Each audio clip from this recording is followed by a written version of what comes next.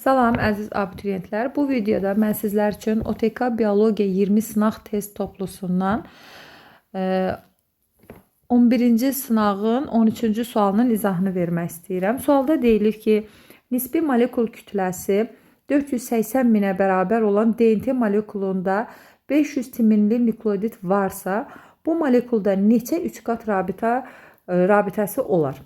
Demək, əvvəlcə bizə kütləsi verildiyi üçün biz nukleoditlərin sayını bilməliyik. Bu zaman 480 mini bölürük bir nukleoditin kütləsinə, yəni 300 atom kütlə vahidinə. O da bərabərdir 1600 nukleodit olur.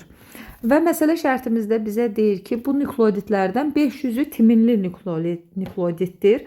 Əgər 500 timindirsə, 500'də adenin var deməkdir.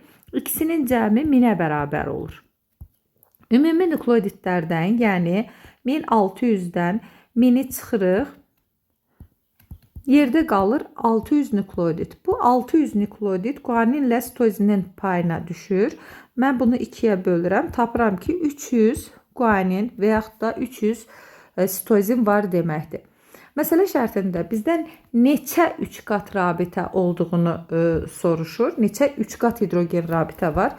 Elə 300 3 qat hidrogen rabitə var. Çünki bizdən 3 qat hidrogen rabitələrinin sayını deyil, neçə dənə 3 qat rabitə var istəyir. Doğru cavabımız olur 300.